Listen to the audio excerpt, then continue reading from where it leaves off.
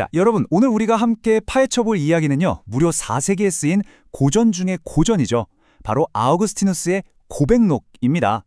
제목만 들으면 엄청 먼 옛날에 딱딱하고 지루한 신학서적일 것 같잖아요? 근데 전혀 아닙니다. 사실 이 책은 행복을 찾아 헤매고 방황하는 정말 너무나도 인간적이고 우리가 100% 공감할 수 있는 한 사람의 생생한 스토리거든요. 자, 그럼 본격적으로 이 흥미진진한 여정 속으로 뛰어들어 봅시다. 아우구스티누스가 자신의 가장 친한 친구를 잃고 남긴 정말 처절한 고백입니다. 친구를 내 영혼의 반쪽이라고 부르면서 그 친구가 죽었으니까 살아남은 내 삶 자체가 끔찍한 공포라고 말하고 있어요. 와, 이 강렬하고 날 것 그대로의 상실감 훅 와닿지 않으시나요? 수천 년 전에 이 위대한 사상가도 사실 오늘날 우리가 겪는 거랑 완벽하게 똑같은 슬픔과 아픔을 겪으면서 살았다는 게 정말 놀랍지 않습니까? 오늘 우리가 함께 걸어갈 여정의 지도입니다. 첫째, 세속적 방황과 지적 교만. 둘째, 철학과 신앙의 만남. 셋째, 외부에서 내부로 향하는 시선. 넷째, 인간이 진리를 외면하는 이유. 그리고 마지막으로 기억과 시간의 놀라운 본질까지 쭉 한번 짚어보겠습니다. 자, 그럼 첫 번째 챕터, 세속적 방황과 지적 교만입니다. 이 젊은 청년의 엄청난 두뇌, 그리고 그만큼 컸던 오만함에 대한 이야기로 시작해보죠. 솔직히 말해서 아우구스티누스는 진짜 천재였습니다.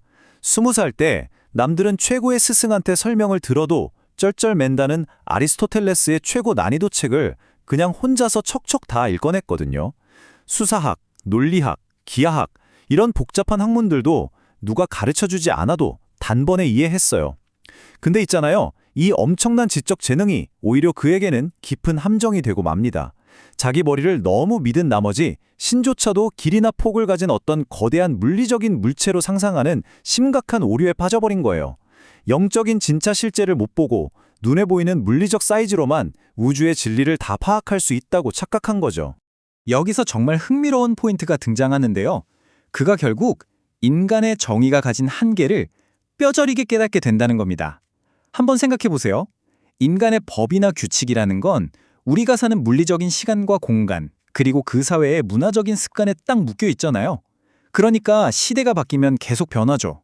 반면에 궁극적인 진리, 절대적인 정의는 영원하고 결코 변하지 않는다는 걸 알게 된 겁니다. 우리가 갇혀있는 물리적인 타임라인, 그리고 그 밖에서 작동하는 영원한 진리, 이걸 드디어 구분하기 시작한 거죠. 두 번째 챕터, 철학과 신앙의 만남입니다. 병든 영혼을 고치기 위해 그가 뛰어든 10년짜리 치열한 여정이 펼쳐집니다. 진리를 찾아 헤맨 10년간의 타임라인을 쭉 따라가 보면요.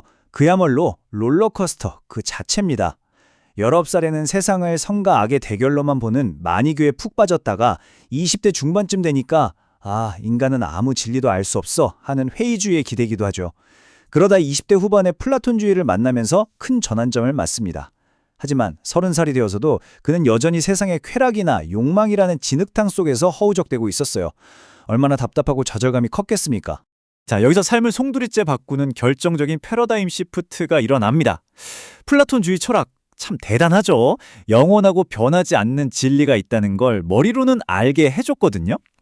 근데 문제는 이게 너무 추상적이라는 거예요. 상처받고 고마 있는 그의 영혼을 직접 고쳐줄 능력은 없었던 거죠. 그래서 그는 이 철학을 잠깐 배를 채우는 애굽의 음식 같다고 표현합니다. 진짜 내 영혼의 고향, 진짜 치유는 이런 머리 아픈 관념이 아니라 요한복음에서 말하듯 진리가 직접 육신을 입고 내게 다가와 안아주는 그 은혜 속에 있다는 걸 드디어 깨달은 겁니다. 세 번째 챕터, 외부에서 내부로 향하는 시선입니다. 정답을 바깥 세상에서만 찾다가 드디어 자기 내면을 들여다보기 시작하는 아주 중요한 순간이죠. 이 기가 막힌 시적인 표현 한번 들어보시겠어요? 그는 눈에 보이는 이 모든 자연, 땅한테, 바다한테, 우주한테 네가 진리냐? 하고 묻습니다. 근데 이 물리적인 세상은 하나같이 우리는 창조주가 아니야 라고 대답하죠. 아무리 우리의 오감을 곤두세워서 바깥 세상을 이잡듯이 뒤져봐도 궁극적인 신성이나 진리는 물질 세계에 없다는 겁니다. 철저한 실패를 경험한 거죠. 그럼 여기서 우리는 아주 자연스럽게 이 질문을 던질 수밖에 없습니다.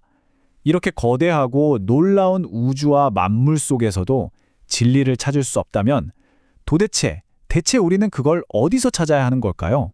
이 질문에 대한 아우구스티누스의 답은 우리 내면의 힘이 얼마나 탁월한지를 아주 멋지게 보여줍니다.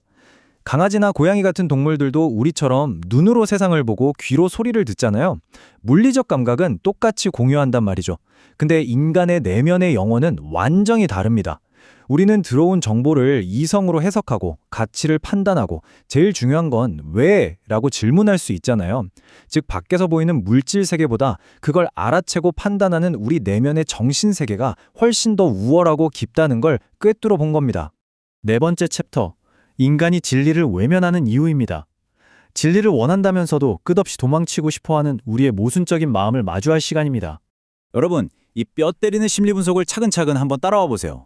누구나 다 행복해지고 싶어 하잖아요. 그리고 진짜 행복은 궁극적인 진리 안에 있습니다. 그럼 당연히 우리는 진리를 사랑해야 맞죠?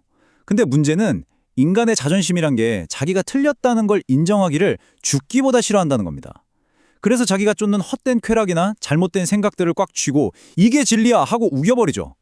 그러다가 진짜 팩트, 진짜 진리가 딱 나타나서 우리의 부끄러운 민낯을 비추면 어떻게 될까요?